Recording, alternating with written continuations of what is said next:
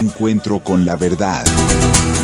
Análisis político, económico, social y la presencia de actores locales y nacionales. Por una seguridad social ideal, sin la participación ciudadana y popular, no hay salida.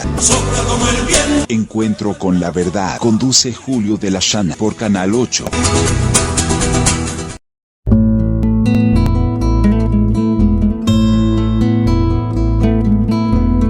Carlos y Pablo, picapedreros de las sierras de Garzón.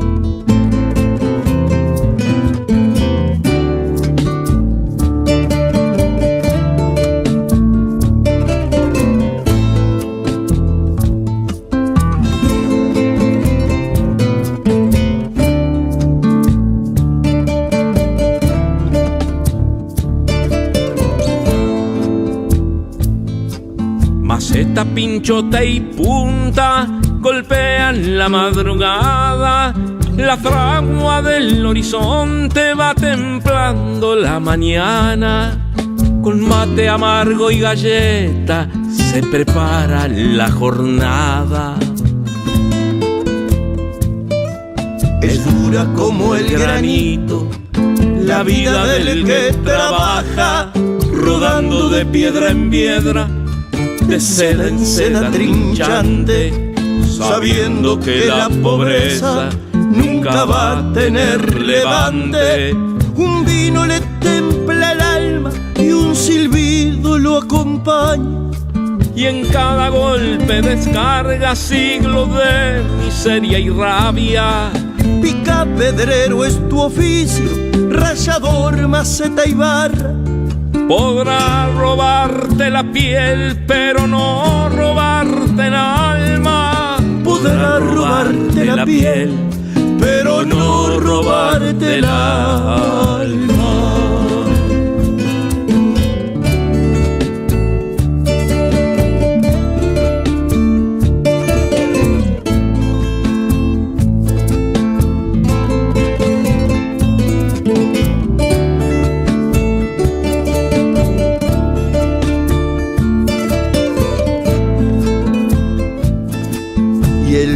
Que dinamites la codicia del que manda, seguirás picando piedra pa' construir la esperanza. Río y monte bien conocen el tic-tic de tu pujanza, y cada tic-tic que ofreces, tic-tic te devuelve el agua. Un vino le templa el alma y un silbido lo acompaña, y en cada golpe descarga siglo de miseria y rabia. Picapedrero es tu oficio, rayador, maceta y barra. Podrá robarte la piel, pero no robarte el alma. Picapedrero es tu oficio, rayador, maceta y barra. Podrá robarte la piel, pero no robarte el alma. Podrá robarte la piel, pero no robarte el alma.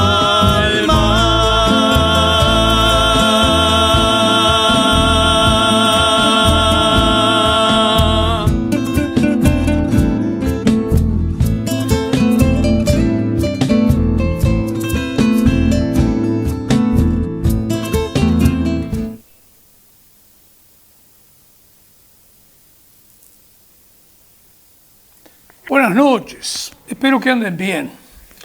Hemos elegido esta canción porque hemos accedido a ella debido a que conocemos la familia del autor de esta canción. El autor de esta canción es Pedro da Rosa. Conocemos parte de la familia y a partir de ahí tomamos conocimiento de esta canción que tiene que ver con dos picapedreros de la zona de Garzón, de Maldonado, pegada a Garzón de Rocha, que son de apellido Figueroa, Carlos el padre y Pablo el hijo. Este hombre, el autor de la letra que canta Numa Moraes, es Pedro da Rosa. Es Pedro da Rosa. hace poquito jubilado, a quien aprecio mucho junto a toda su familia, la que conozco un porcentaje. Bueno, me pareció pertinente, de gente que uno conoce, al conseguir este hallazgo, ponerlo en el programa de este miércoles 22 de abril, porque aparte está referida a uno de los tantos oficios en los cuales la gente trabaja y como un homenaje en alguna medida al trabajo y al oficio. Ambas cosas tan necesarias y tan sanas que tienen que ver con la propia dignidad del ser humano. Así que esto lo dejamos por aquí. Ahora vamos a pasar un video y desde ya le aclaramos antes que el video sea pasado lo que queremos corregir de él. Lo otro está muy bien. Pero lo que queremos corregir de él es que cuando dice que el país no tiene dinero, eso en realidad no es así. En realidad tienen dinero.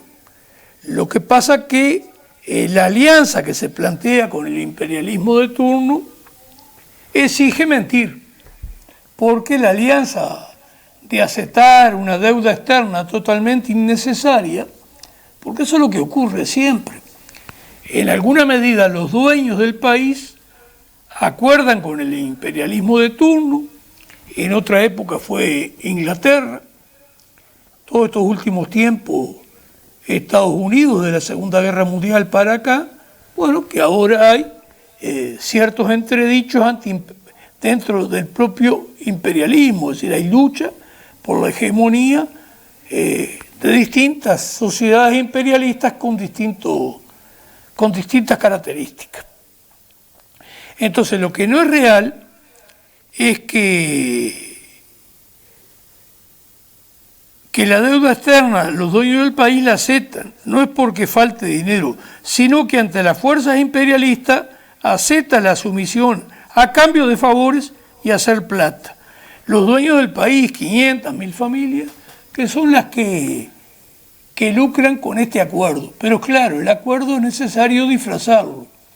Y lo disfrazan bastante burdamente, pero aún burdamente y todo, el embuste camina. La inmensa mayoría de nuestro pueblo, ahí está el tema del discurso, como una cuestión repetida miles y miles de veces, la hacen verdad, la hacen realidad casi. El Uruguay tenía dinero cuando empiezan los primeros empréstitos entre otros, con Inglaterra, y Uruguay tiene dinero cuando recurre a pedirle plata a estos organismos financieros internacionales que lo que hace es aceptar un papel de subordinación ante el imperio de turno, el gran capital transnacional, las megas corporaciones, porque esa es la verdad, porque no es solo Norteamérica, es una cantidad de capitales, a la prueba está acá, que lo que ha predominado en estas últimas décadas es el capital finlandés más que nada, todo ello relacionado con ese proyecto colonialista, entreguista, que es el proyecto celulósico forestal.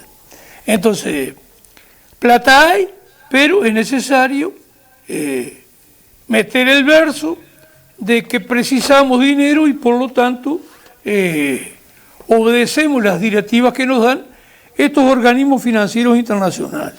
Bueno, acá en alguna medida está planteada cuál es la realidad que vive hoy nuestro país, especialmente a partir de la deuda externa, que lo lleva al Uruguay a estar atado, por ejemplo, a este modelo celulósico forestal, y ahora se ha agregado a esto todo esto que tiene que ver con la producción por capitales extranjeros, donde nosotros también ahí ponemos dinero todos nosotros para que ellos se aprovechen de nuestros recursos, que eso estaría alrededor del agua de nuevo, y el hecho de fabricar carburantes acá, incluso pagando nosotros toda la energía. En este tema de GIS global y en este tema de los carburantes sintéticos, en Chile está el ejemplo que el pueblo chileno, a partir de sus gobiernos, ha puesto dinero para favorecer estos capitales transnacionales.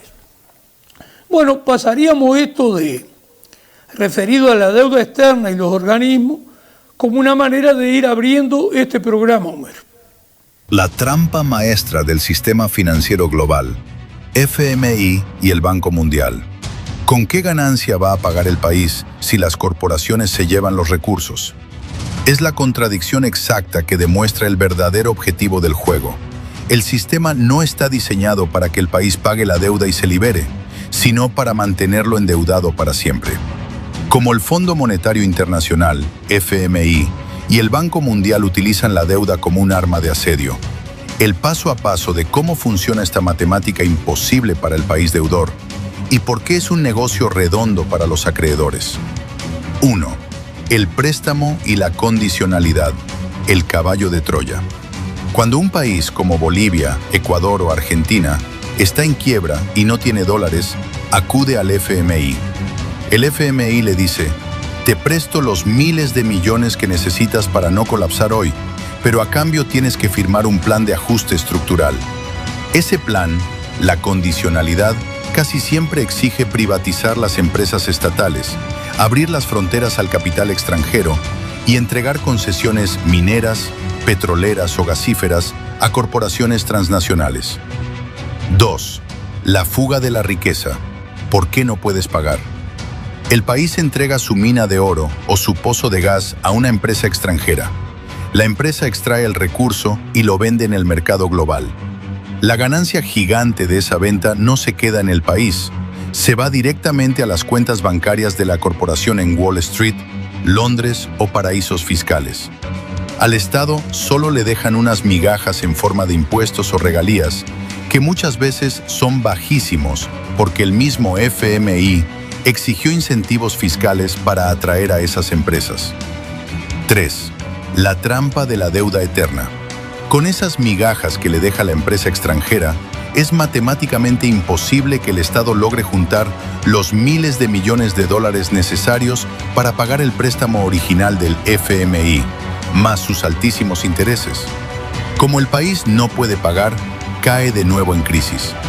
¿Cuál es la solución que ofrece el FMI? Darle un nuevo préstamo para pagar el préstamo anterior, pero exigiendo a cambio que recorte aún más su presupuesto en salud y educación, o que entregue los pocos recursos naturales que le quedaban libres. La deuda como collar. Esto es una transferencia de riqueza, porque el dinero fluye del país pobre hacia el rico, no al revés. La deuda no es un error financiero ni una ayuda humanitaria, es un mecanismo de control geopolítico. Mientras el país deba dinero, los acreedores tienen la llave de sus leyes, sus recursos y su futuro. Sabiendo que esta trampa legal está diseñada para que los países ricos absorban la riqueza física de los países en desarrollo,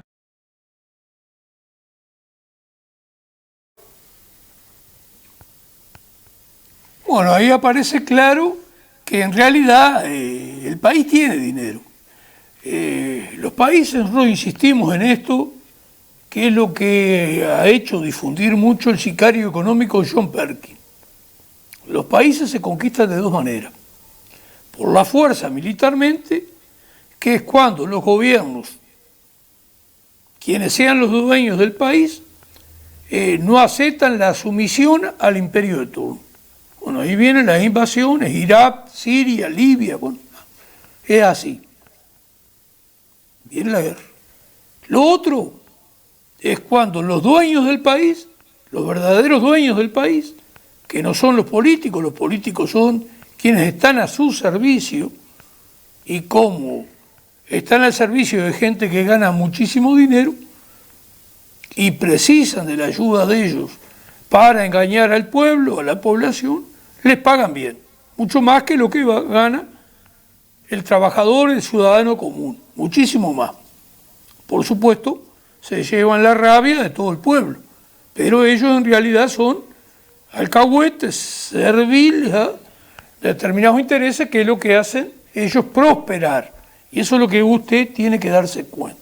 Entonces, cuando no es por aspecto militar, cuando se crea una deuda, son, entre comillas, no comillas, los dueños del país los cuales aceptan ese endeudamiento y se lo presentan a la población con la excusa, con la mentira de que no hay dinero. Dinero tienen los países, incluso pueden emitir, y bueno, y la realidad, una cantidad de cosas que tenemos para proporcionarles de a poco, incluso lo que pasa en la Argentina, la experiencia de que han estado regalando sus minerales por décadas. Como dice esa Argentina, que después vamos a mostrar el video, si yo soy el dueño del mineral, debería quedarme por lo menos con el 70-80%. Y resulta que se lo dan a capitales extranjeros, transnacionales, parte de los condicionamientos que trae tener una deuda, pagándole solo al Estado un 3 al 8%, de un 3 al 8%. Y bueno, y después están esas condiciones que sí, el resto del aspecto que muestra el video esa es la realidad que también vivimos nosotros. Ahora vamos hacia otro video que va a pasar Homero, que entramos a ver cómo este es un país donde está protegida la corrupción, el lavado de dinero y otras cosas. Y esto está amparado por un Estado que tiene determinado carácter clasista, como dice Gabriel Pereira también al final, y bueno, que es evidente, tiene una justicia que también es clasista, es decir, que mientras se detienen 600 personas que andan en el menudeo de vender droga, aquellos que lavan más de $1 millón, solamente son tomados prisioneros o investigados alguna parte de ellos, unos 23. Casi una diferencia de 30 veces más. Se castiga a quien anda vendiendo ahí porciones de droga, a veces un poco más grandes, es cierto, pero no se toca para nada quien hace el lavado de todo ese resultado delincuencial, que es en realidad quien se lleva la parte del león, la inmensa mayoría de las riquezas proporcionadas a partir de esa actividad delictiva. Actividad delictiva que queremos que vaya quedando clara, está protegida por el propio Estado y por determinados partidos políticos que se constituyen en gobierno, porque esto no quiere decir que esto no se pueda enfrentar con otros partidos políticos, con otra política, a partir de ser gobierno, con todas las implicancias que esto llevaría. En la segunda parte del programa hoy vamos a tener a Georges Almendras, que va a hablar de el crecimiento del narcotráfico en Uruguay. Y nos pareció pertinente, previo a la entrevista, mostrar especialmente este video. Así que pasamos al segundo video, Homero. En general todo el sistema es muy ineficaz. Quien va a lavar dinero utiliza mecanismos que sabe que les va a permitir lavar el dinero. Se lava utilizando el sistema financiero. Se lava también con el sistema no financiero, por ejemplo, casas de cambio. Supuestamente ahí habría determinadas garantías en el control del origen de los activos. Supuestamente. Se hacen estudios sobre los orígenes de los fondos, sobre los beneficiarios, pero muchas veces no se encuentran esos beneficiarios finales. No son quienes cometen los crímenes. Todo lo que está hecho para detectar quien va a lavar no lo va a utilizar. Mucho se habló cuando se conoció públicamente la situación de Conexión Ganadera, que por el tipo de fondo de inversión del que se trataba, debía tener controles del Banco Central. ¿Entendés que efectivamente el Estado estuvo omiso? Se dice mucho de que no estaban en el radar. Eso quiere decir de que nadie se dio cuenta. Y yo opino todo lo contrario. Estas cosas ocurren porque hay protección, ocurren porque hay corrupción. La magnitud de todo esto solamente es posible cuando se protege el negocio. El crimen organizado y los delitos de cuello blanco funcionan porque se los protege y porque hay corrupción. Es imposible mover toneladas de cocaína de un lugar a otro. No se puede. Siempre tiene que haber protección. Ahora, si en los puertos hay escáneres rotos, ¿eso necesariamente tiene que ser porque hay corrupción o habla de las debilidades de los estados en el mundo subdesarrollado? Puede ser las dos cosas. Hablemos de lavado de dinero. Mucha gente se pregunta cómo se lava el dinero sucio. El sector más tradicional es el sector inmobiliario. Se compran propiedades o campos a un precio más barato que el habitual. El resto se paga por fuera. Al tiempo se vende, se recupera ese dinero y todo ese monto entra al circuito legal. Otras son exportaciones ficticias sobrefacturadas con empresas de fachada que declara que se vendió más mercadería de la real o a un precio mayor, justificando así la entrada de divisas desde el exterior que otra vez entran al circuito legal. El sector agropecuario es difícil de fiscalizar en un 100%, normalmente se compran ganado a productores pequeños que están en problemas, luego se involucran en remates y otra vez el dinero se vuelve a ingresar al mercado legal. Los casinos siempre fueron lugares donde se compraban fichas. En la década del 90 muchos colombianos venían a los casinos uruguayos, compraban fichas, luego las cambiaban rápidamente como que era dinero que habían ganado en apuestas y simplemente era un pasamano de dinero que al pasar por el casino quedaba lavado, digamos. Las sociedades anónimas de acciones simplificadas lo que hacen es pagar servicios dentro de sus propias entidades. Una misma empresa se paga servicios a sí misma sin que la plata salga al circuito legal, pero se lava de esa manera. Y los préstamos back to back, uno deposita dinero sucio en el exterior, saca un préstamo en el mercado local, utiliza el dinero sacado legalmente, pero paga el préstamo con el dinero sucio depositado en el exterior. El tema de las criptomonedas está muy en tela de juicio. Las agencias de inteligencia han desarrollado software que permite detectar movimientos sospechosos en el blockchain. Está en tela de juicio, digo, el uso del blockchain y del Bitcoin, por ejemplo, u otras monedas, otras criptomonedas. En Uruguay todavía se siguen usando porque esas tecnologías de investigación no están desarrolladas. Se sabe que el fútbol es un lugar donde se lava mucho dinero, son pases a montos ficticios de patrocinios y ventas que nunca se hicieron o que se hicieron por montos que no son realmente los legales. Otro es la gastronomía, donde se mueve mucho dinero, se liquida al fin del día una ganancia que no es la real, pero que no hay manera tampoco de controlar cuántos tickets y cuántas mesas se vendieron. Y la construcción, cuando se vende en el pozo, es el momento en el que el lavador entra. Se produce el lavado cuando el edificio termina de ser construido y se vende, el dinero entra en el circuito legal. El lavado en Uruguay en 5 años se incautó droga por 292 millones de dólares y los bienes embargados fueron por 251 millones de dólares. Uno puede decir que hay bastante equilibrio. Sin embargo, detrás de los números, esos 251 millones son bienes fijos, son casas, autos. El flujo de dinero siguió su camino y ya se fue, ya se lavó. La justicia cae sobre los activos fijos, pero el dinero que genera ese mismo monto en efectivo líquido lo genera en cuestión de meses. Que te incauten una casa de 2 millones de dólares es un vuelto para el narcotráfico. De cada 100 alertas financieras sospechosas, 2 terminan en investigaciones judiciales. Esto demuestra que estos 251 millones de dólares son apenas la punta del iceberg de la economía. La velocidad de reposición que tiene el narco cada vez que termina un juicio de lavado que demora meses y meses y meses, en esos meses el narco genera muchísimo más dinero del que está en juego. En la calle se negocia 150 veces más dinero que el presupuesto que tiene la CENACLAF, que es el organismo encargado de controlar el lavado de dinero. El tráfico en Uruguay en el 2025 generó 600 imputados por tráfico y 23 por lavado de dinero. Por cada uno que pasa por el juzgado por lavado de dinero, pasan 6 por tráfico. Esto demuestra que las autoridades tienen una enorme facilidad para detectar la droga, pero no para olfatear el dinero sucio. Y esto es lo que hace que las cárceles estén llenas de traficantes, pero vacías de lavadores, llenas de gente que movió 1 kilo de droga y vacías de gente que movió 1 millón de dólares.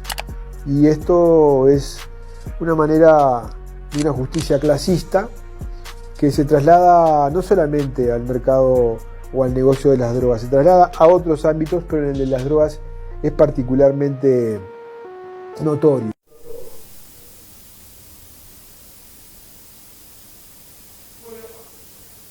Bueno, le agradecemos a Gabriel Pereira especialmente ese concepto que mete ahí de que nuestra justicia es clasista. No es poca cosa dentro del periodismo uruguayo que tenemos. Y para ustedes en general, les digo que el nombre de la primera persona que habló, que es un economista, con el cual coincidimos mucho, y ojalá lo tuviéramos entre nuestra fuerza política, es Gabriel Tenenbaum. Vale la pena, buscarlo, aquellos que a partir del nombre puedan localizar todo lo que él escribe o habla. Y el que va a lavar dinero, dice Tenenbaum, utiliza mecanismos que sabe le van a permitir lavar el dinero. ¿Qué les parece? Después dice que es mucho más importante, se dice mucho que no estaba en el radar, es decir, que nadie se dio cuenta. Y se pone el ejemplo de Conexión Ganadera. Él dice que no cree en eso, que no se sepa, y nosotros coincidimos con él. Todo esto hoy, fácilmente desde el Estado, con los medios técnicos que se cuenta hoy, a ocultar todo esto y tener información y no permitirlo. Entonces acá viene lo otro, que en alguna medida dice Tenenbaum. Ocurre todo este lavado de dinero, toda esta corrupción, ocurre porque hay protección, ocurre porque hay corrupción. Todo esto es posible cuando se protege el negocio, el crimen organizado y los delitos de cuello blanco. Funcionan porque se los protege y porque hay corrupción. Esto se refiere al Estado uruguayo. Nosotros coincidimos con este economista estudioso del tema, tenemos un Estado al cual acceden políticos a conducirlo, que tiene un carácter clasista y que todo lo que tiene que ver con corrupción y con cosas que no se investigan y no se prohíbe su funcionamiento, es porque hay protección, es porque hay colaboración, es porque es parte de la esencia del Estado, como estamos mostrando ahora, como en gran parte va a estar en la entrevista que se va a dar en la segunda parte con el periodista Georges Almendras. Y bueno, todo esto es parte de un Estado, parte de una sociedad que considera normales todas estas cuestiones que por otro lado la define de delincuenciales. Pero en realidad no está dispuesto a que no existan, todo lo contrario, habilita que las mismas estén. También lo vamos a ejemplificar con un video que vamos a mostrar en la tercera parte del programa. Cuando dice, tengo algo escrito acá que es protegida, ¿qué quiere decir? Que la esencia de ese Estado, aún en democracia, les pertenece a los poderosos del país y algo más. Es decir, la democracia es una envoltura que les sirve siempre y cuando hagan lo que les interesa. Desde el momento que no lo pueden hacer, esa democracia les molesta y buscan sustituirla. Estamos metiendo muchos conceptos, dejamos por acá, tenemos gran parte de la audiencia que es inteligente, entonces comprenderán que si andamos denunciando todas estas cosas, es que la fuerza política Unidad Popular es una fuerza política que nada tiene que ver con las coaliciones mayoritarias. Coalición multicolor y coalición Frente Amplio. Bueno, hacemos la primera propaganda, pero...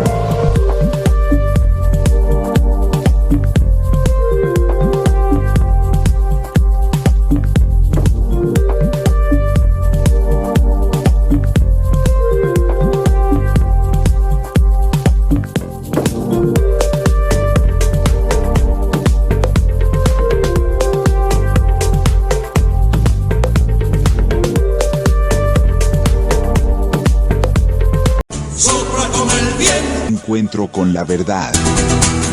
Análisis político, económico, social y la presencia de actores locales y nacionales.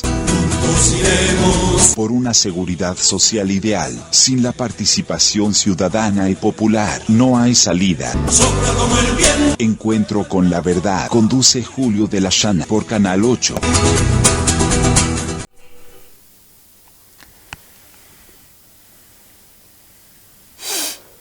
Bueno, estamos en contacto con Jorge Almendras, que el tema, como él me ha dicho, va a consistir en lo mucho que él sabe sobre esta temática. Nos va a hablar, la palabra la tiene él, el crecimiento del narcotráfico en Uruguay. Así que, Almendras, usted empiece por donde le guste más. Bien. En realidad, más que el crecimiento, ya hoy por hoy tenemos que hablar de una realidad convivencial. El crecimiento se consolidó de tal forma que se transformó en un protagonista más de la convivencia humana, de la convivencia institucional, de la convivencia social. El narcotráfico como actividad ilegal cuyo cimiento, sus mayores cimientos, en este caso varios, son naturalmente las inquietudes extremas, inquietudes totalmente fuera de todo contexto de equilibrio, de ansiedad y de ambición de dinero. En realidad, el narcotráfico es un negocio. Tenemos que empezar a asimilar esta realidad. Estamos en un mundo capitalista, estamos en un mundo donde el valor absoluto es el del dinero, no los derechos humanos, no el respeto al prójimo, no el respeto a la condición humana, no el respeto a la persona. Es al contrario, es un endiosamiento que hacemos al dinero. Y obviamente el narcotráfico es un business, es una actividad, y por lo tanto, como actividad muy remunerativa, no remunerativa, muy remunerativa en el mundo entero, se ha transformado en una actividad que ha abarcado y abarca numerosos países y territorios. El Uruguay, porque estamos hablando del narcotráfico dentro del Uruguay, que es lo que le compete al Uruguay, el oyente tiene que entender y comprender que seguramente la temática narcotráfico no es para comprenderla en 5 minutos ni en un programa de 30 minutos. Muchas horas deberíamos estar hablando del narcotráfico, no solamente en un medio de comunicación como este, con el comunicador Agosto, que gentilmente me ha invitado a estar con ustedes para de alguna forma darles una pequeña idea de lo que es esa actividad. Actividad que es que tiene parámetros locales, nacionales, pero que tiene raíces internacionales y tiene lamentablemente también vínculos con las instituciones del Estado, instituciones desde el punto de vista de la política, o sea, con el sistema político, y tiene estrechos vínculos con el sistema banquero, el sistema financiero, porque como estamos hablando de negocios, si hacemos una simple ecuación, el narcotráfico, considerado como negocio, necesita de todo un contexto de influencias y de vínculos para facilitar, obviamente, que este negocio se expanda y le dé ganancias. Entonces el narcotráfico en Uruguay va más allá de una apreciación, por ejemplo, que puede venir del Ministerio del Interior, el uruguayo, respecto a que, bueno, son organizaciones criminales, donde seguramente pueden ser neutralizadas con un endurecimiento de las leyes, con la práctica de allanamientos nocturnos, con la mayor represión, con mayor presencia policial en las calles, o mecanismos impuestos por la legislación vigente para la represión del narcotráfico. Pero lamentablemente no es tan sencilla esos parámetros que emanan del sistema de gobierno o de las instituciones oficiales o estatales o gubernamentales, porque difícilmente podemos interpretar que puede haber una represión y un combate transparente y coherente y eficaz del narcotráfico cuando desde las instituciones y desde el sistema político los mayores involucrados están dentro de esos ámbitos obviamente encubiertos. Y uno de los principales aspectos hablando del sistema político y del narcotráfico es que las campañas electorales en muchas oportunidades, no estamos hablando solamente de Uruguay, sino estamos hablando de Latinoamérica, obviamente están financiadas por dineros criminales, dineros obtenidos bajo parámetros ilegales, ilícitos. Entonces, al narcotráfico, mi querido Agosto y evidentemente la audiencia, tiene que entender que no vamos a comprender en un solo repaso muy sucinto, muy resumido.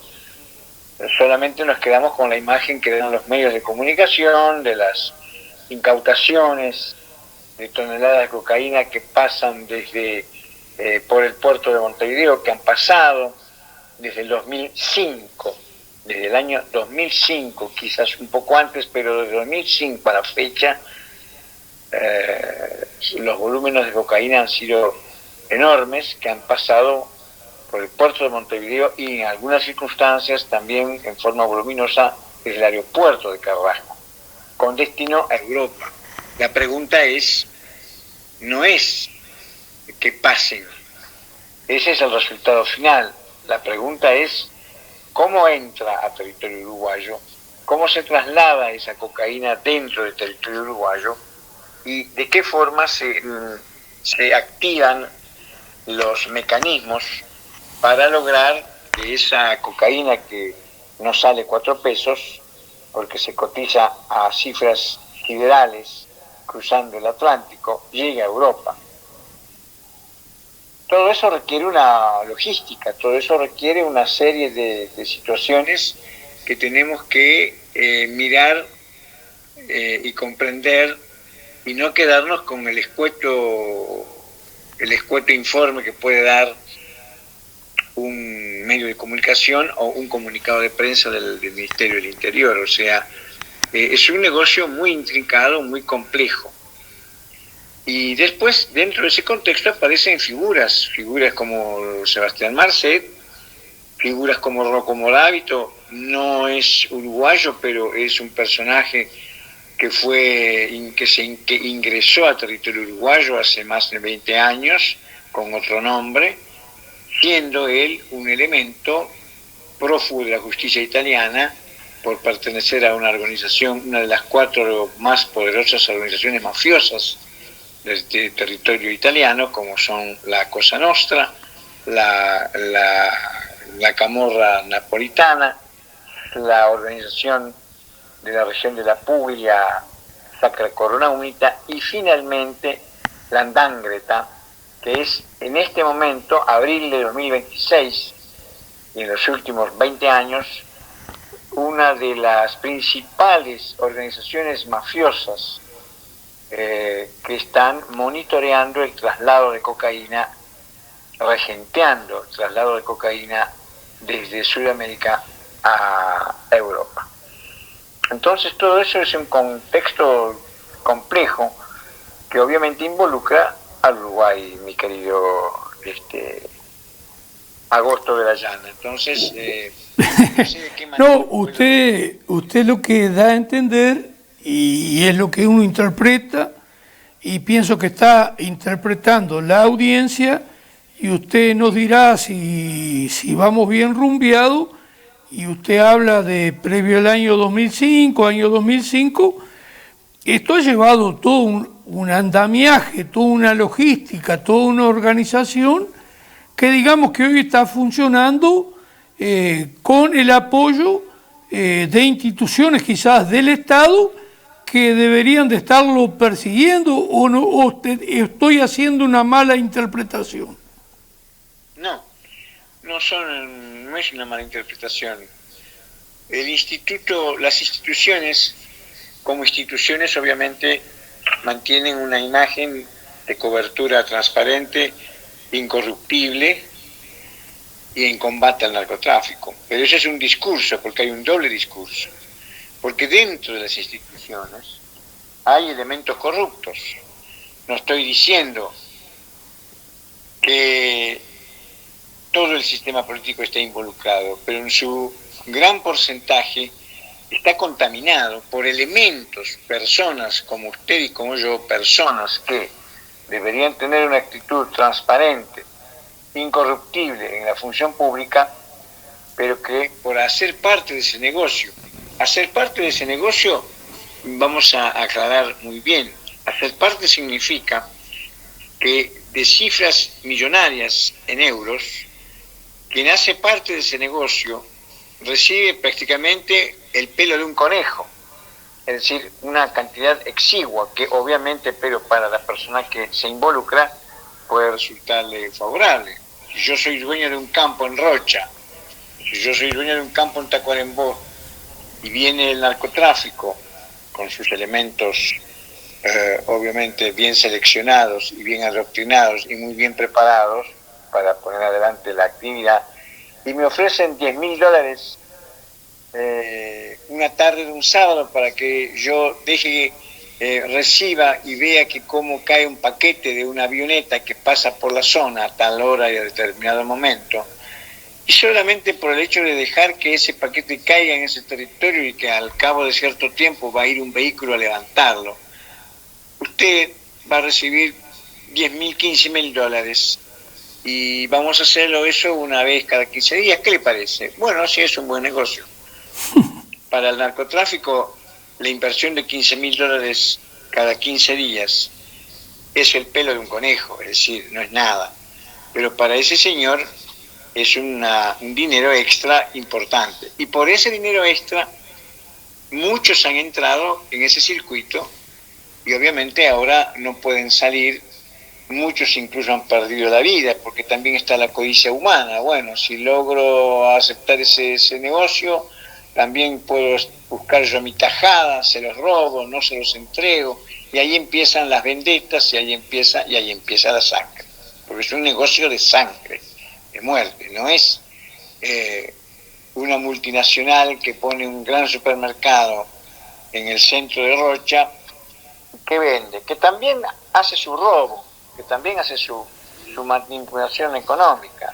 Un producto que vale 4 pesos lo vende a 10.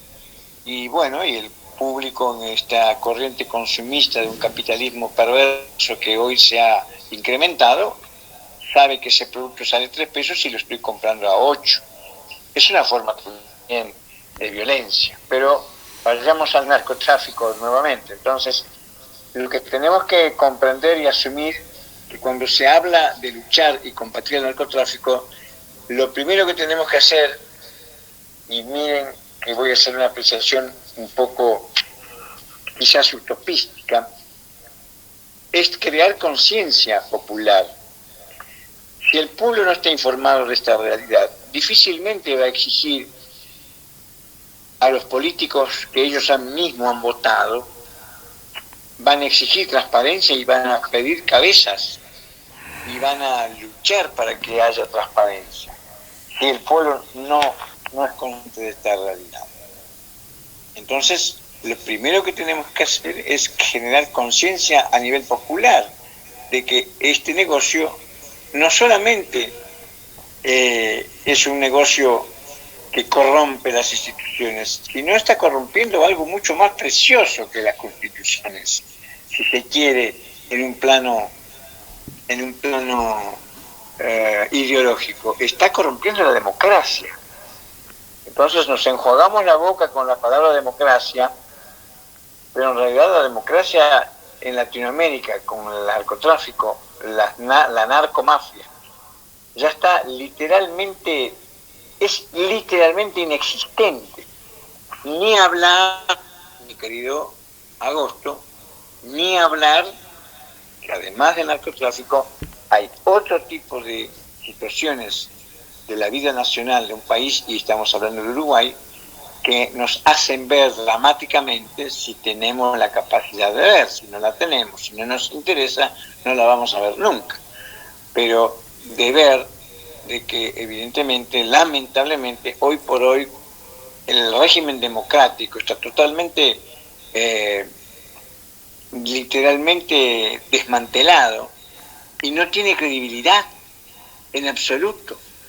Y lo más grave, y perdonen que a quienes hacen actividad política, que yo entiendo que la actividad política debería ser honesta, y es una actividad honesta. Yo no estoy atacando al sistema político por la existencia del sistema político. El sistema político hace parte de la convivencia humana, es uno de los pilares de la democracia, como lo es la justicia. El problema no es la política o el político, es cómo es el político. El político, si no cumple con los parámetros de la vocación de servicio, que ya no lo es, desde el momento que gana, tiene un sueldo sideral y tiene una estabilidad laboral sideral y tiene beneficios siderales, ya deja de ser, ya es una gran tentación para el ser humano que transforma la actividad política en una actividad lucrativa, donde la vocación de servicio hay que encontrarla con lupa. Bien decía Eduardo Galeano, nuestro querido Eduardo Galeano, decía, y lo dijo una y mil veces, los políticos que no cumplen la palabra que dicen en un escenario de campaña política están destruyendo las esperanzas de los hombres. Entonces, ¿cuál es la diferencia de ese personaje con Sebastián Marcet o los sicarios que dieron muerte al fiscal Marcelo Peche en Paraguay, o los sicarios que dieron muerte a 20 y pico de periodistas en el Paraguay, entre ellos uno de mi redacción, Pablo Medina, asesinados por la narcomafia? ¿Cuál es la diferencia? Ninguna.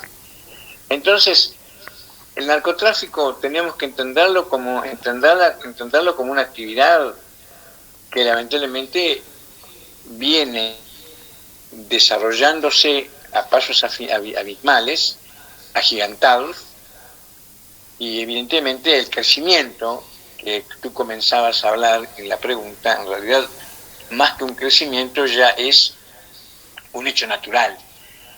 Y lamentablemente los partidos políticos,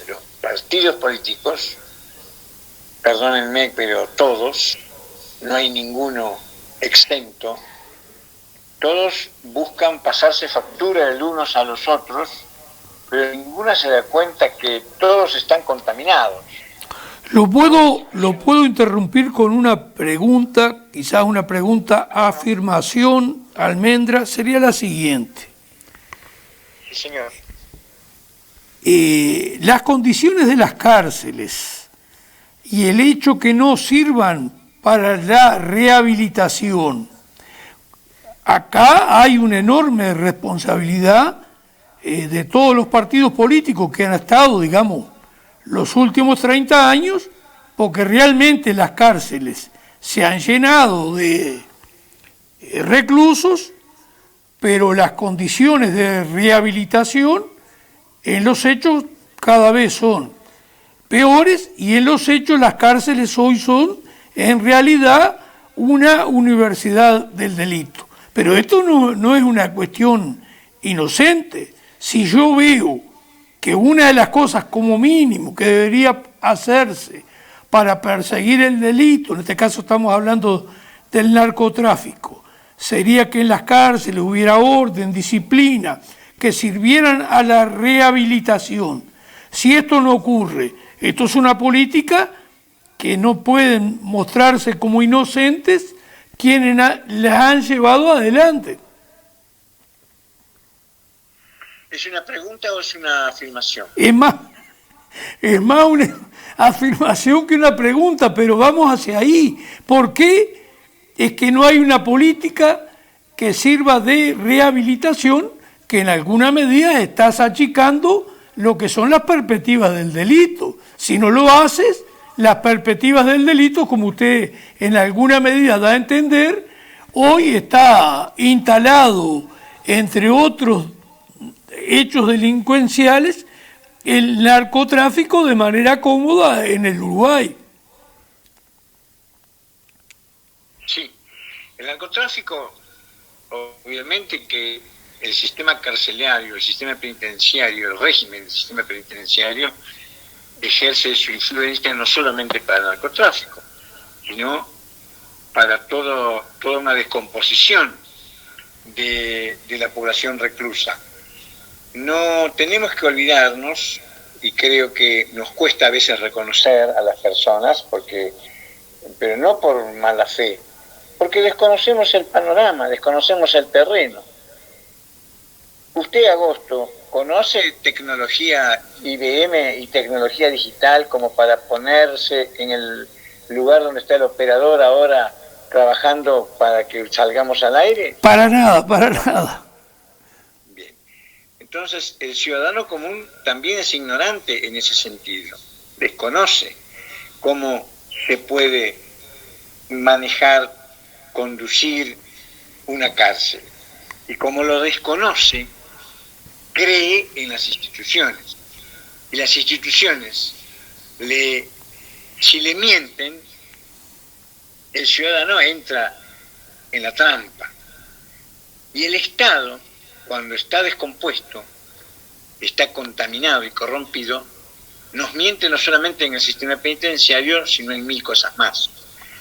Y si estamos hablando de delitos, le quiero decir a la audiencia, aunque no lo entenderá seguramente hoy, quizás en alguna circunstancia lo entienda, el principal cómplice del delito, el principal ideólogo del delito, es el Estado.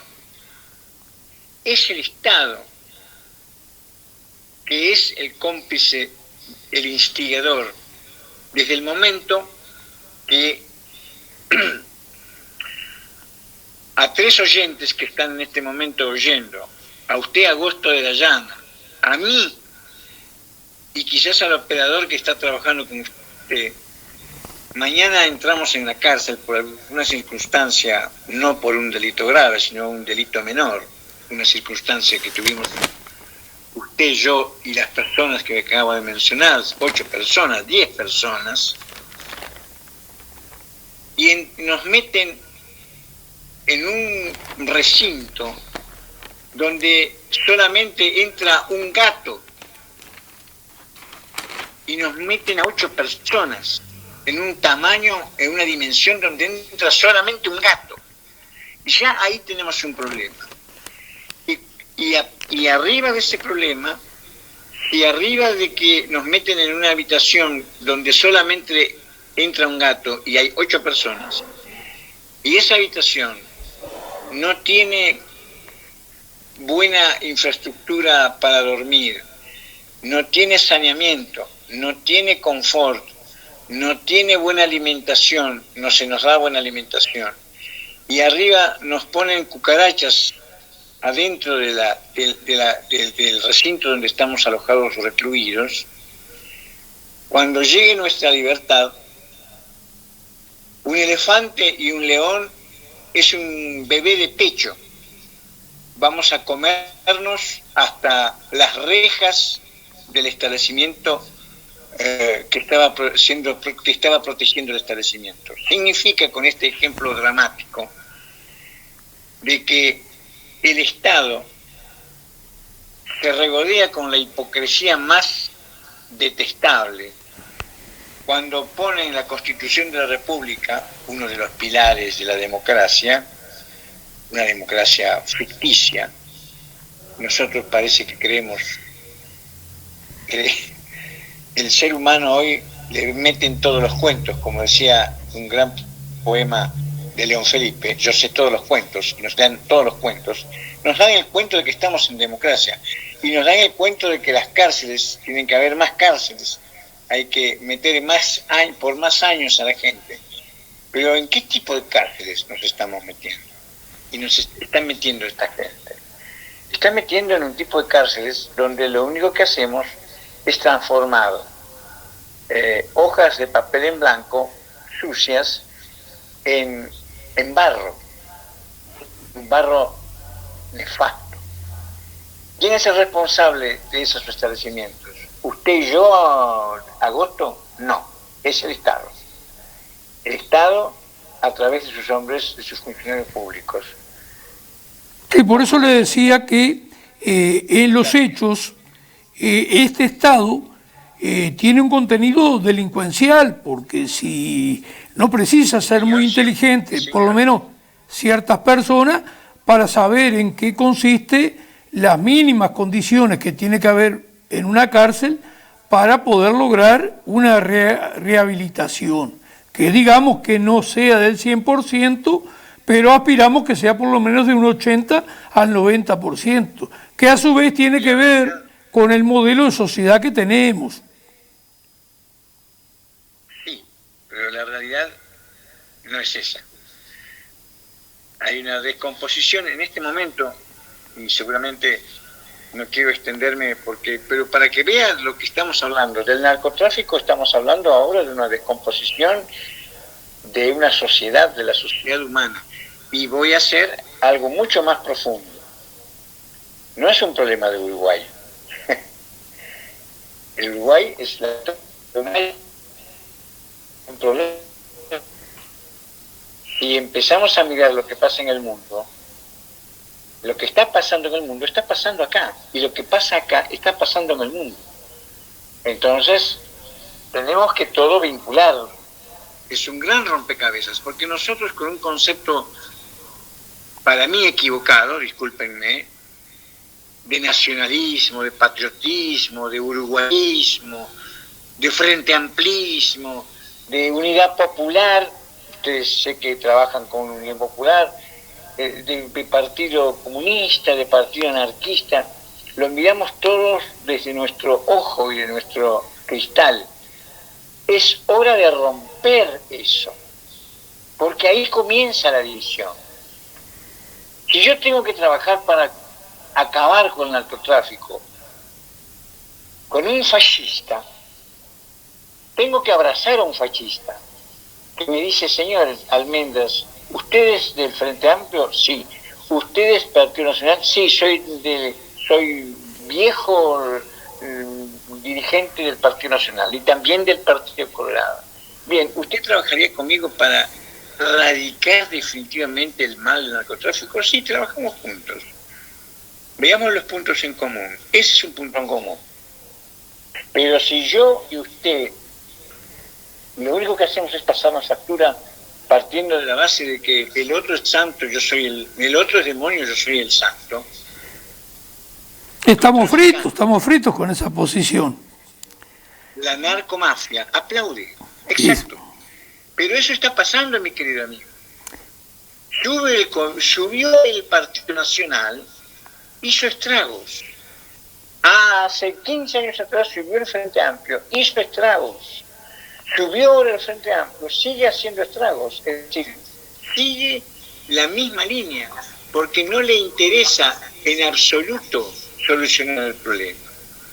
Le interesa hacer carrera política, demostrar a sus votantes de que lo que hizo Luis Lacalle Pou fue fomentar un pasaporte a Marseille, fue fomentar la presencia de un diputado, Sebastián Cal, que fue amenazado por el narcotráfico, por el señor Gonzalo Aguiar, en el tiempo del Frente Amplio, gobierno frente amplista, cuyo titular era el señor Bonomi en el Ministerio Interior, permitieron que se fugara del cárcel central Rocco Moravito. Y aparte hubo 2 excursiones que lo llevaron directamente a verse con González Valencia. Es decir, nosotros por lo menos nos parece tener claro. Bien. Ahora yo le pregunto. Nos queda poco tiempo, lamentablemente. Sí, lo sé. Por eso yo lo dije al comienzo, es muy difícil hablar de este tema. No sé. Porque estamos hablando como pelo de conejo. Lo que estamos hablando es un 1,0,1% para entender lo que significa el narcotráfico en Uruguay. Bueno, yo te agradezco, porque tenía una última pregunta, especialmente para la audiencia, porque la audiencia debe considerar que usted conoce mucho. Porque uno de los cuentos que aparece a veces, cuando ya el relajo con el narcotráfico es muy grande, es presentar a las Fuerzas Armadas como la solución. Y usted, que conoce todo el panorama latinoamericano, sabe bien que la experiencia de introducir las Fuerzas Armadas, lo único que logró es que haya más gente, digamos, para que el narcotráfico le unte la mano. No sé si coincide conmigo con lo que digo. No. Sí, en principio sí, pero las Fuerzas Armadas tienen un cometido, que no es el vínculo con la población civil. Está bien. Las Fuerzas Armadas tienen un cometido que no lo cumplieron bien, defender la Constitución. Sin embargo, fueron autores de dictaduras. Claro. Entonces ya no cumplieron esa misión, salvo algunas honrosas excepciones, como por ejemplo en el golpe de Estado en Chile, donde hubo elementos del Estado, de las fuerzas militares, que se opusieron tenazmente a lo que más adelante haría Pinochet, obviamente. Pero todos esos integrantes de las Fuerzas Armadas que defendieron la Constitución, también de las fuerzas policiales más escasamente, terminan todos en el Camposanto. Sí, pasó. Tenemos honrosas excepciones incluso en Uruguay, ¿no? Bueno, yo lamento mucho porque no dispondría de más tiempo, Almendra. Perfecto. No hay ningún problema. Estoy enormemente agradecido por su participación. Muy bien, ha sido un gusto estar con la audiencia. Gracias a ustedes. Vamos, que pase bien. Bueno, Homero, haríamos la segunda propaganda e iríamos después de la segunda propaganda derecho a un video que te pedí ahí.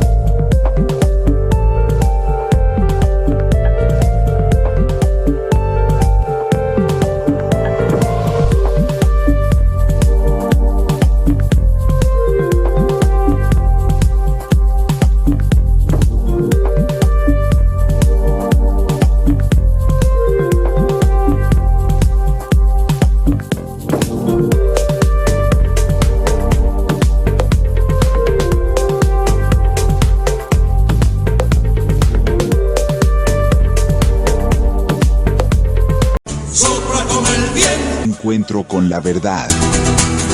Análisis político, económico, social y la presencia de actores locales y nacionales. Por una seguridad social ideal, sin la participación ciudadana y popular, no hay salida. Encuentro con la verdad. Conduce Julio de la Llana por Canal 8. En Uruguay, el 10% de más rico son más o menos 113.000 personas, ¿sí? Y el patrimonio de corte no es tan alto, son $250.000, ¿sí? Después tenés el 1%, ahí para ellos son 11.000 personas, ¿sí? Que concentran el 22% del ingreso y el 37% de la riqueza. Una primera disquisición, la propuesta del PIT-CNT, ¿sí? En particular reformulada luego lo que se entregó, básicamente señala que son 25.000 personas y 10.000 hogares. O sea que ahí hay una pequeña discrepancia en las estimaciones de cuál es el universo potencialmente gravable, si querés. Después, en Uruguay, ¿sabés cuántos decamillonarios hay? Decamillonario es una persona cuyo patrimonio arranca por lo menos en $10 millones. ¿Cuántos? 794. ¿Cuántos centimillonarios? Es decir, su patrimonio arranca a partir de los $100 millones. 40. ¿Y sabés cuántos 1.000 millonarios tenemos con patrimonios superiores a $1.000 millones? La creme de la creme. Tres. ¿Sí? Esos tres acumulan. ¿Y los nombres? Queremos nombres. No sabemos, podemos especular, pero lo que sabemos es que acumulan más o menos 6.5 mil millones de dólares. 3 personas en Uruguay. Y en particular, en lo que tiene que ver con la regresividad del sistema tributario uruguayo, de este informe se desprende que el 50% más pobre, la mitad de menores ingresos del país, justamente paga un 30% cuando el 1% paga 23%. Hay una brecha entre la carga que afronta el grueso de la población y la que afronta justamente las personas que están en la cima de la distribución de la riqueza.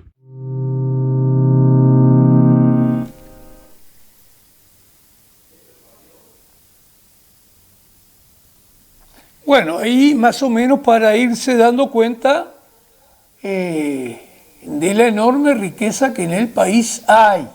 Esto quiere decir que esta riqueza es resultado de lo delincuencial, del narcotráfico. Bueno, puede estar ahí parte de esa riqueza. Lo que no concuerdo con este economista, D'Agosto, es que el gran capital, y es en alguna medida es una mentira, que el gran capital pague el 23%. El gran capital hoy, en realidad, no solo en el aspecto patrimonial, que paga un 0,1%, sino que en líneas generales están exonerados de estar pagando. A la prueba hay que llegamos a más de 4.000 millones de dólares por año en lo que es renuncia fiscal. Es decir, a estos grandes capitales no se les cobra. Bueno, esta entrevista que hemos tenido con Jorge Almendras, bueno, sí, nosotros consideramos que sí, que nuestro Estado está al servicio del capital y la sociedad capitalista actual ha hecho del negocio y la ganancia uno de sus objetivos. Pero aparte, como la sociedad capitalista no ha ido progresando en cuanto a disminuir la jornada laboral y hay condiciones para que sobre gente, es natural, entre comillas, que empiecen a incentivarse determinadas cosas para fundamentalmente con el objetivo de que aquellos que entre comillas sobran en este modelo societario, que se basa no en resolver los problemas de la gente, no producimos para resolver los problemas de nuestro pueblo, sino que producimos bajo la ley que el empresario, el gran capital, te emplee para hacer ganancias y te emplee si te necesita. Si precisa menos gente por los avances tecnológicos y de mayor productividad, lo va a hacer. Es decir, porque esta sociedad no la estamos dirigiendo, no estamos como pueblo organizado determinando las producciones que tenemos que realizar con el objetivo de satisfacer las necesidades de todos los ciudadanos que componen la sociedad. Esa no es la manera y la sociedad en la cual vivimos, que está determinada porque los grandes capitales, el capital en general, tengan necesidad de emplear la gente. Si tiene necesidad de emplear la gente y emplea el 100%, es una realidad. Pero la realidad es que no emplea el 100%. Y la realidad es que le sirve incluso tener un ejército de reserva, un ejército de desocupados, si es mayor, mejor. De gente que está en pésimas condiciones, mejor. ¿Por qué? Porque tiene la posibilidad de elegir e incluso de no aumentar el ingreso de los trabajadores de acuerdo a la productividad existente y de acuerdo a los valores creados, sino todo lo contrario. Busca achicar el ingreso de los trabajadores con qué objetivo, con qué fin, y agrandar su ganancia. Entonces, no aporta ese 23%, el gran capital no es así, no es solo sobre el tema del patrimonio, tienen enormes exoneraciones. Bueno, estos son los problemas que tenemos. Nos servimos de cientistas que también están cotados, denuncian determinadas cosas, pero siempre salen con alguna cosita que afloja el panorama. Bueno, Homero, pasamos el video del gauchito. Personas me preguntaron por un video que dice cuáles eran las empresas con más patrimonio en Uruguay. Aquí algunas de las más llamativas. Hay algunas de estas 100 empresas cáscara. Gracias a que Uruguay tiene regímenes fiscales muy especiales, en la que muchas empresas se ven exoneradas, una política de Estado que Uruguay usa de manera excesiva, llegan al país empresas que se encargan de comerciar y prestar servicios a un mismo grupo a nivel global. Estas empresas pueden tributar tasas efectivas cercanas al 0,75% de las ganancias, a diferencia del régimen general, donde la mayoría de las empresas caen, que es un tributo del 25% del IRAE. Lo que hacen estas empresas es intermediar cuentas y movimientos comerciales intrafirma con un bajo nivel de valor agregado local a escala mundial y sin ingresar mercadería al Uruguay. Tampoco generan niveles significativos de empleo en relación al volumen de sus operaciones. De ahí el término empresas cáscara. La lógica de estas empresas, de estas estructuras, es que parte de las ganancias de estos grupos se registren en Uruguay, donde la carga tributaria puede ser y es menor que en los países donde estas empresas, estos grupos, tienen sus actividades principales. ¿Cuáles son estas empresas? Una es Tenaris Global Service del sector industrial. Le pertenece al grupo Tachín, con ventas equivalentes al 5,70% del PBI de Uruguay. Sus edificios e equipo solo representan el 0,80% de sus activos. Otra es Siguenta Agro Uruguay, del sector comercio, del grupo chino Sinogen, con ventas equivalentes al 1,60% del PBI uruguayo, y donde edificios y equipos solo representa cerca del 0,9% de sus activos. Otra de estas empresas casca es Adwin Parma S.A., del sector información y comunicación, del grupo Adwin, con ventas equivalentes al 0,76% del PBI uruguayo. Sus activos físicos solo rondan el 1,15%. Y otra de estas empresas es Sistemas Globales Uruguay, del sector información y comunicación, con ventas cercanas al 1,4% del PBI, con activos físicos que solo representan el 0,67% de sus activos totales. Es decir, son empresas que apenas tienen infraestructura, que apenas tienen máquinas, equipo o empleados. Una empresa cáscara es una entidad legal sin actividad económica sustancial propia, utilizada principalmente para canalizar operaciones financieras o registrar activos dentro de un grupo empresarial. Permite estructurar dónde se registran las ganancias dentro de un grupo económico, dentro de distintas jurisdicciones fiscales. No es ilegal, pero son instrumentos utilizados para pagar menos impuestos. Como vieron, hay casos de empresas que alcanzan niveles de facturación equivalentes a varios puntos del PBI, por los que pagan muy pocos impuestos. Impuestos que no llegan al Estado para que éste se pueda financiar. ¿Quién crees vos que los va a pagar? ¿Cuánto pagas de IRPF? Por si no se entendió, Uruguay es un paraíso fiscal.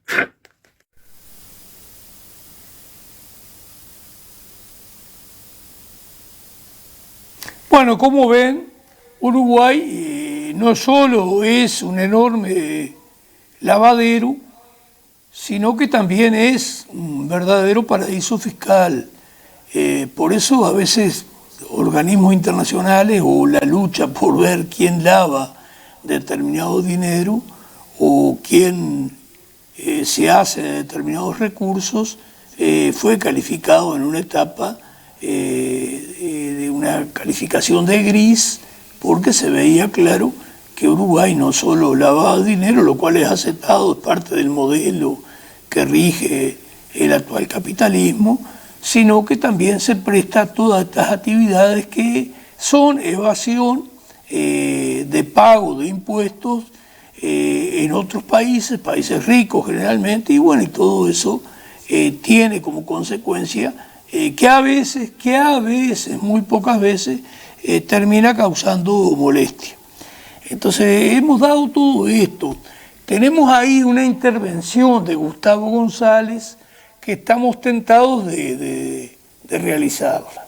Y ese es el defecto a veces de estar solo, porque a esta altura del partido arrancar con otro tema que no es que uno no lo domine, me costaría mucho.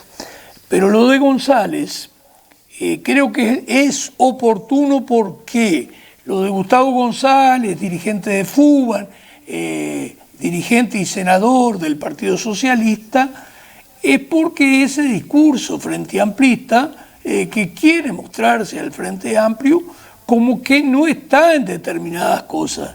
Y es medio triste lo que ocurre. Y lo más triste es que a veces parte de, incluso, no el votante, incluso militantes Frente Amplista, se creen este discurso.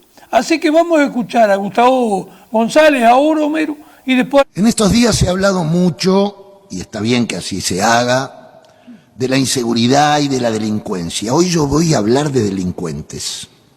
A 10 años de Panama Papers. Delincuentes de cuello duro. Se les llama que ponen su plata en paraísos fiscales.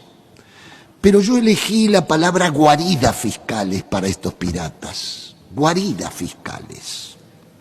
A 10 años de Panama Paper, 3,55 billones de dólares duermen en cuentas no declaradas. Una cifra mayor al Producto Interno Bruto de Francia y al Producto Interno Bruto sumado de 44 países en vías de desarrollo. Estos delincuentes. El 80% de esa riqueza está en manos del 0,1% más rico del mundo. Estados Unidos, Suiza, Reino Unido, Islas Caimán, Islas Vírgenes Británicas, Singapur, Luxemburgo y Países Bajos son los primeros y principales facilitadores de las mal llamados paraísos fiscales. Tienen todos los mecanismos, nadie habla de ellos, y en estos países colocan su dinero sin ningún tipo de problema. Lejos de desmantelarse este entramado global de delincuentes, de opacidad financiera, sigue permitiendo el mundo que millonarios y multimillonarios evadan impuestos a una escala colosal. En este año, los activos no declarados en las guaridas fiscales alcanzaron, señora presidenta, a 3,55 billones de dólares. Billones de dólares. Esta concentración tiene nombres raros. Se le llama riqueza offshore. Offshore. O sea que son delincuentes con nombres distinguidos. No es solo ingeniería contable, es poder e impunidad. ¿Y quién habla de cuándo vamos a mandar a la cárcel a estos? Nadie. Nadie. ¿Cuáles son las consecuencias para nuestros estados de este robo descarado? 500.000 y 600.000 millones de dólares anuales en ingresos fiscales. Ese es el dinero que acá discutimos para llegar a las escuelas, a los hospitales, para eliminar la pobreza infantil. ¡Qué ridículo mundo y sistema! Y estos andan sueltos, capaz van hasta misa los domingos. Todo esto, señora presidenta, para decir que la exclusión de nuestro sur global es impresionante en este aspecto. Tenemos que meditar todas y todos, y ya estoy harto de escuchar al robagallinas. Y nunca hablamos de estos.